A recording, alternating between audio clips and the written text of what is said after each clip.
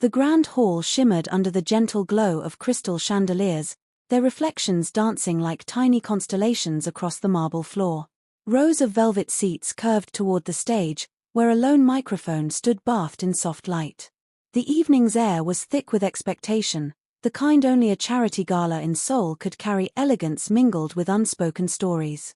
Eun-woo adjusted the cuff of his suit jacket, his tall frame cutting a striking silhouette as he moved through the throng of donors, artists, and patrons. He had been invited as a guest speaker, a public face to draw attention to the cause, raising funds for underprivileged youth through music education. To Eun-woo, music was an old friend, one he visited less often these days, swallowed as he was by filming schedules, endorsements, and the endless whir of cameras. Yet tonight, as he stood in the hall, he felt a familiar ache for it, like remembering a scent from childhood. He didn't know she would be here. When his assistant had handed him the event program earlier, the special performance section had simply read, "Surprise guest." He hadn't thought much of it.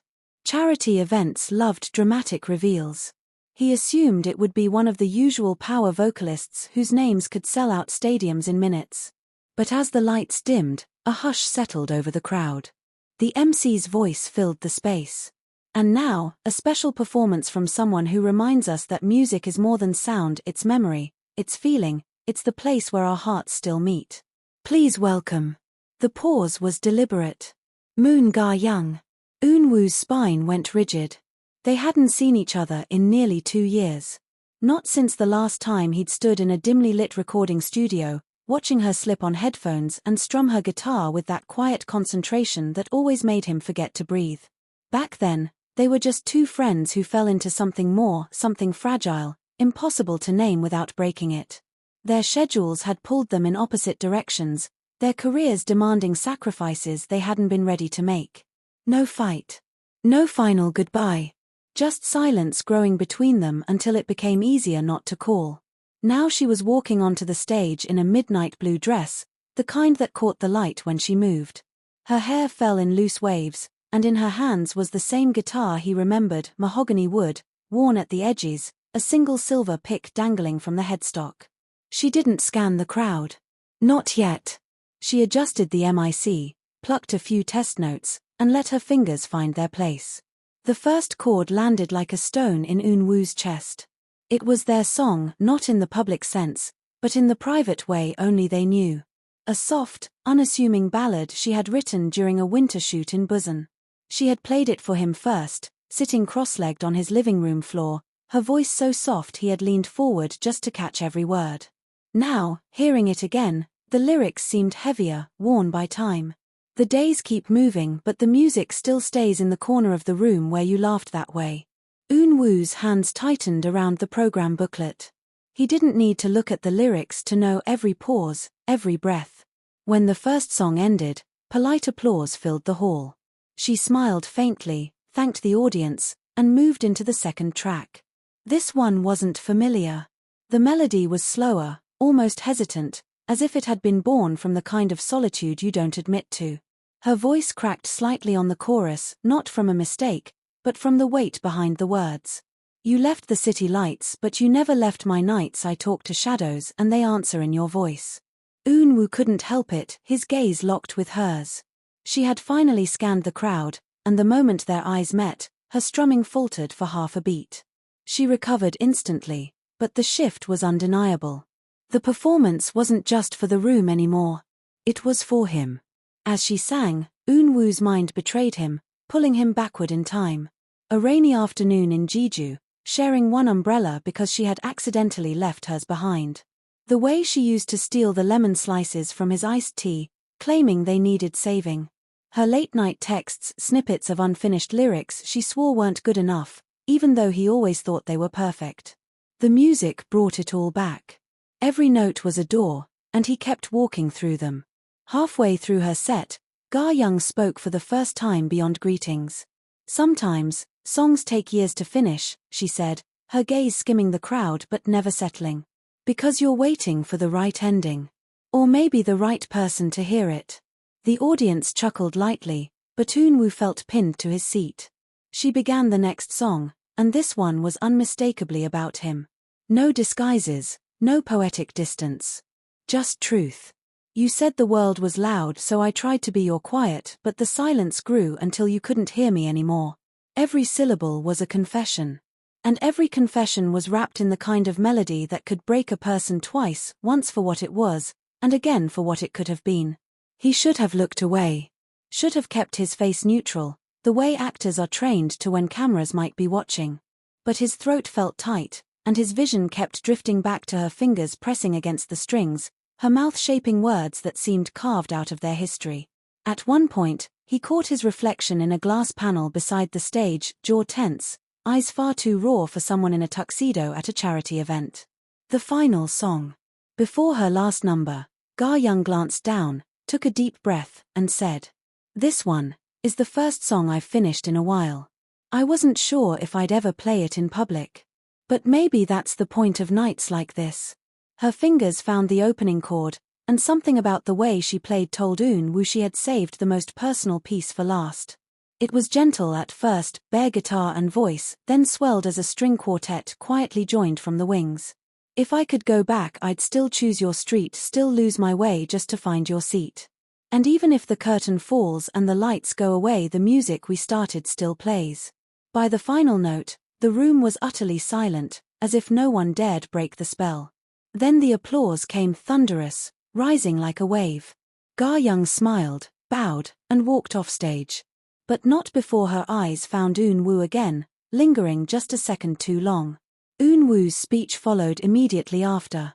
He delivered it flawlessly. Years of public life had trained him well, but he was barely aware of the words leaving his mouth. Every sentence felt like a bridge back to the performance, to her. When the event ended, guests began drifting toward the exit, their laughter and conversation filling the air once more. Eun-woo found himself moving toward the backstage area without quite deciding to. The hallway was narrow, lined with framed posters from past concerts. A faint echo of tuning instruments carried from somewhere deeper inside. And then she appeared, wiping her hands on a towel, guitar case slung over her shoulder. She stopped short when she saw him. For a moment, neither spoke.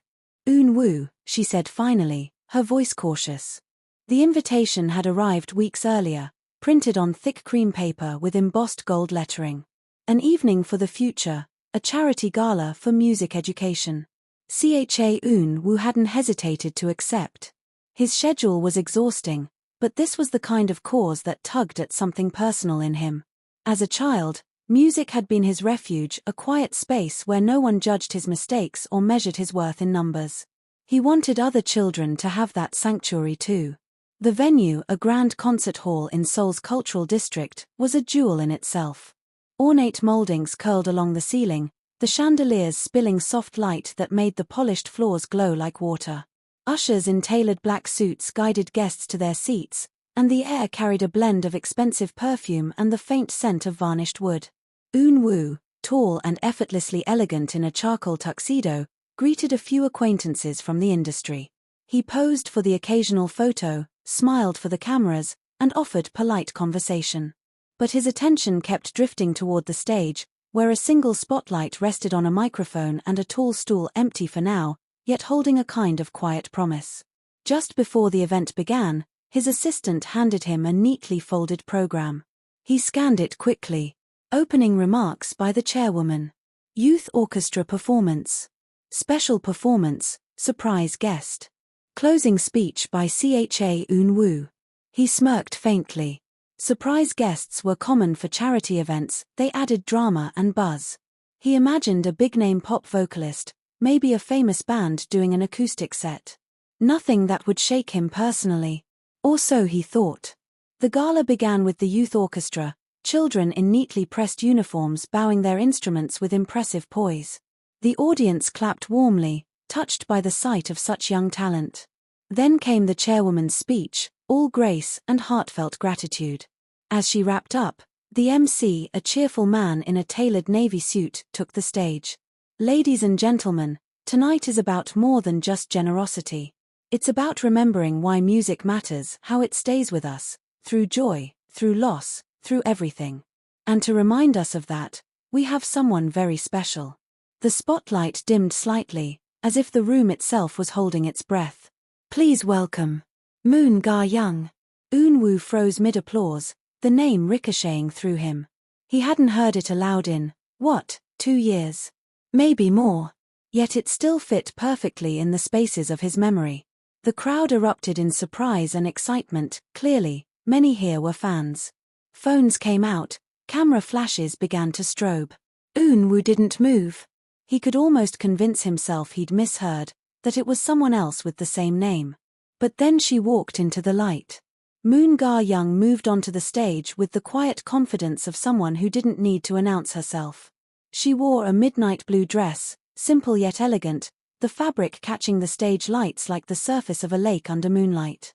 Her hair cascaded in loose waves over her shoulders, framing a face he knew too well, the slight tilt of her chin when she was trying to mask nerves, the way her lips pressed together before a performance. In her hands was the same guitar he remembered, a well-loved mahogany acoustic with a small scuff near the bottom edge. She adjusted the strap, stepped toward the stool, and set the instrument across her lap. Eun-woo's heartbeat was a steady drum against his ribs. He told himself not to read into it. She was here for the same reason everyone else was, to support the cause. Whatever had been between them, it was in the past. And yet, every step she took on that stage pulled the past closer, until it was breathing right beside him. He remembered the first time he'd seen her with that guitar. It was late evening, rain tapping against the studio windows. She'd been sitting cross-legged on the floor, hair in a messy bun, plucking at the strings while humming something she said wasn't finished. He'd leaned against the doorframe, quietly captivated, thinking he could listen forever. Tonight, she looked just the same, only wrapped in the polish and poise of a professional stage. But the moment her fingers brushed the strings, he swore he could see that rainy night layered beneath the present one. The audience leaned in, eager for the first note. A few whispered her name with excitement, as though afraid to disturb the air between her and the microphone. Eun-woo noticed the difference in how she carried herself, slightly more guarded, her smile faint but genuine. She glanced toward the back rows, scanning faces as performers often do before settling into their rhythm. For a brief, unguarded second, her gaze landed on him. It wasn't long. Barely a flicker. But he felt it like the sharp inhale before a plunge into cold water. She didn't let it linger, her eyes moved on, but he caught the almost imperceptible pause in her hands before she began tuning. She struck the first chord, and it was like being pulled through a door he didn't know was still open. The melody was instantly familiar, though the arrangement was richer now, more deliberate, more weathered. This was their song. Not a public hit, not something anyone else in the hall would recognize. She had written it during a winter trip to Busan, playing it for him late at night while they shared hot tea on his couch. Back then, she'd said it was just an experiment. But now, hearing it in this hall, it was no experiment. It was history set to music. He sat still, too still, afraid that any movement would draw attention to the way his entire focus had narrowed to her. The lights, the audience, the grandeur of the hall, they all faded behind the sound of her voice. The days keep moving, but the music still stays in the corner of the room where you laughed that way. The lyrics washed over him, and for the first time in months, he felt the raw ache of something unfinished. When the first song ended, the applause was warm but not overly loud, the kind of polite appreciation gala audiences were known for. She nodded in thanks, adjusted her seat, and readied herself for the next piece. But in that small pause, before her fingers touched the strings again, Eun-woo caught her looking toward him once more. This time, she didn't pretend she wasn't. It was quick, just a heartbeat, but enough to confirm what he already suspected. Tonight wasn't just another